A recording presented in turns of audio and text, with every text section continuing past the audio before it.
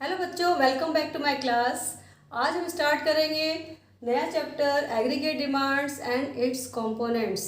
बच्चों, एग्रीगेट का मतलब होता है टोटल, लेकिन इस एग्रीगेट डिमांड को बहुत सारे बच्चे मार्केट डिमांड समझ लेते हैं। मार्केट डिमांड माइक्रो इकोनॉमिक्स का पार्ट है, जिसका मतलब होता है कि किसी एक स्पेसिफिक गुड्स जो भी होता है उसकी पूरे मार्केट में जो डिमांड होती है उसको हम मार्केट डिमांड बोलते हैं। जैसे कि एक बैग है, उसकी टोटल डिमांड कितनी है मार्केट में, वो मार्केट डिमांड है। जबकि एग्रीगेट डिमांड होता है कि हमारी इकोनॉमी के अंदर जितने भी गुड्स एंड सर्विसेज प्रोड्यूस होते हैं उनकी टोटल डिमांड को हम एग्रीगेट डिमांड बोलते हैं। जैसे कि इलेक्ट्रॉनिक आइटम्स हैं, कॉस्मेटिक्स है, मेडिकल इक्विपमेंट्स हैं, शूज़ हैं, खाने पीने की चीज़ें हैं, इन सब की सारी की जो भी चीज़ें होती हैं उनकी टोटल डिमांड को हम एग्रीगेट डिमांड बोलते हैं। तो बच्चों, इसकी जो डेफिनेशन है उसको मैं एक्सप्लेन कर देती हूँ। इसकी डेफिनेशन है, aggregate demand refers to plan expenditure by all sectors of an economy on purchase of final goods and services at a given level of income during an accounting year. यानी कि हमारी economy में एक साल के अंदर जितने भी गुड्स एंड सर्विसेज प्रोड्यूस हुए हैं उनको खरीदने में जितना भी खर्चा होने वाला है उसको हम एग्रीगेट डिमांड बोलते हैं। यहाँ पर मैंने बोला है कि ये हमें ध्यान रखना है कि ये जो है प्लान एक्सपेंडिचर है, यानी कि एग्रीगेट डिमांड को हम एक्सपेंडिचर भी बोलते हैं, क्योंकि अगर जिन चीज़ों की हम डिमांड करते हैं उसी पे तो हम एक्सपेंडिचर करेंगे। इसलिए एग्रीगेट डिमांड को हम एग्रीगेट एक्सपेंडिचर, टोटल एक्सपेंडिचर भी बोल सकते हैं, दोनों का एक ही मीनिंग होता है। तो यहाँ पर ये प्लान एक्सपेंडिचर का मतलब है कि यहाँ पर हम प्लानिंग करेंगे कि इतना खर्चा होने वाला है, इसे प्लानिंग करी जाती है। ये एक्चुअल में नहीं होता है, केवल प्लानिंग की जाती है कि अगर इतना खर्चा कोई करेगा तो हमें कितना प्रोडक्शन करना चाहिए। तो ये सब चीज़ें जो होती हैं ये एक्स एंटे कहलाती हैं, यानी कि पहले से इनकी प्लानिंग करना। तो ये जो होती है, ये प्लानिंग जो होती है ये एक किसी पर्टिकुलर इनकम लेवल पे की जाती है कि अगर इतनी इनकम होगी तो इन गुड्स की या इन जो सर्विसेज की है इनकी इतनी डिमांड मार्केट में होगी। तो इसको हम एग्रीगेट डिमांड बोलते हैं। तो एग्रीगेट डिमांड जो भी होती है इस पूरी इकोनॉमी के अंदर हमने इसको सेक्टर वाइज 4 पार्ट पे डिवाइड किया है।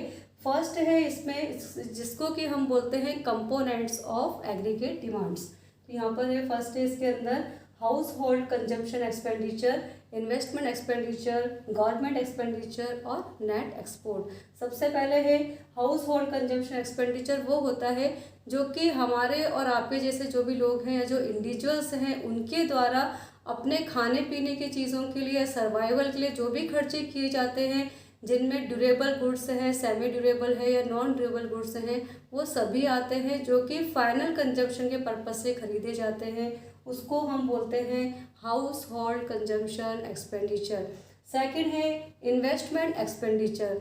इन्वेस्टमेंट एक्सपेंडिचर वो होते हैं जो कि कैपिटल फॉर्मेशन करते हैं, जो कि बिजनेसमैन के लिए अपने एग्जिट जो भी बिजनेस पहले से है उसको एक्सटेंड करने के लिए किए जाते हैं, या फिर कोई नया एंटरप्रेन्योर है अपना बिजनेस शुरू करना चाहता है तो वो प्लांट है, मशीनरी है या कोई टेक्नोलॉजी को खरीद रहा है, तो उन सब के लिए जो भी खर्चे किए जाते हैं अपना उसका जो मोटिव होता है वो इनकम अर्न करने का, प्रॉफिट अर्न करने का होता है।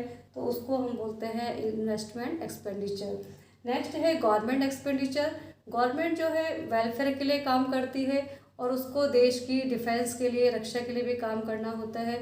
तो इन सब के जो भी खर्चे होते हैं, लॉ एंड ऑर्डर है उनको मेंटेन करने का काम है, रोड्स है, ब्रिजेस हैं उनको उन्हें बनाना है। तो इस तरह के जो भी खर्चे गवर्नमेंट के द्वारा किए जाते हैं वो सभी गवर्नमेंट एक्सपेंडिचर के अंदर आते हैं।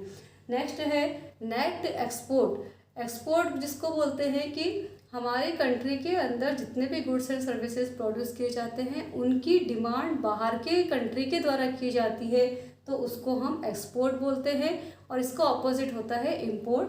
तो नेट एक्सपोर्ट में आएगा कि जब हम एक्सपोर्ट में से इंपोर्ट को माइनस करेंगे तो ये नेट एक्सपोर्ट आएगा।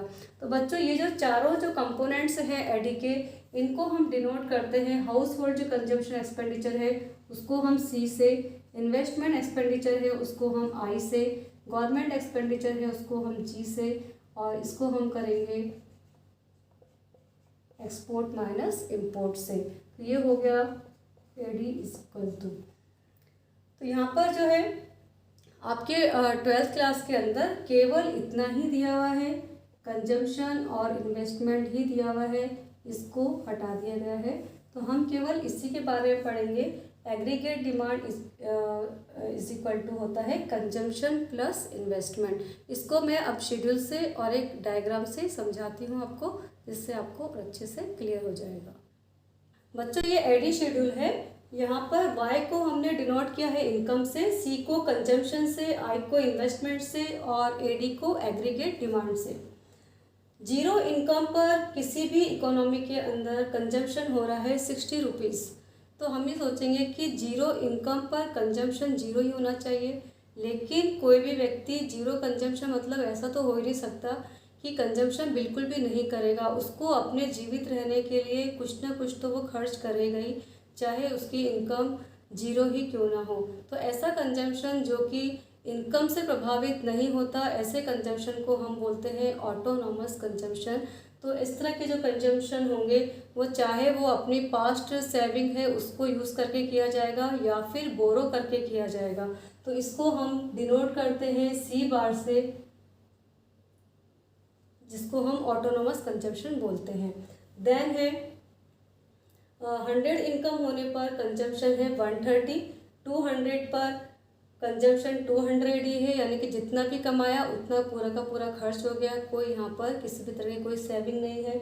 उसके बाद में 300 जब इनकम बढ़ जाती है तो कंजम्पशन 270 है। देन 400 इनकम होने पर 340 कंजम्पशन है और फिर 500 इनकम होने पर 410 रुपीज़ कंजम्पशन हो रहा है। तो यहाँ हम देख रहे हैं कि जैसे जैसे इनकम बढ़ती जाती है वैसे वैसे कंजम्पशन बढ़ता जाता है, लेकिन कंजम्पशन उस गति से नहीं बढ़ता जितनी गति से इनकम बढ़ रही है। उसके बाद में इन्वेस्टमेंट देख रहे हैं। इन्वेस्टमेंट यहाँ पर हमने ऑटोनोमस इन्वेस्टमेंट रखा है, इसलिए इसको भी हमने कांस्टेंट ही रखा है। और ये इन्वेस्टमेंट ऐसा है जो कि जो बिजनेस पर्सन होते हैं वो अपने बिजनेस को सस्टेन रखने के लिए, जीवित रखने के लिए एक मिनिमम जो खर्चा करते हैं। जैसे किसी ने जहाँ पर भी बिजनेस चलाया है, मिनिमम वो वहाँ का रेंट देगा, बिजली का खर्चा देगा, पानी खर्चा देगा, तो जो मिनिमम खर्चा वो करेगा, तो उस तरह का जो इन्वेस्टमेंट है वो हमने यहाँ पे माना है जो बिजनेस को सस्टेन रखने के लिए किया जाता है, इसलिए इसको हमने कांस्टेंट रखा है।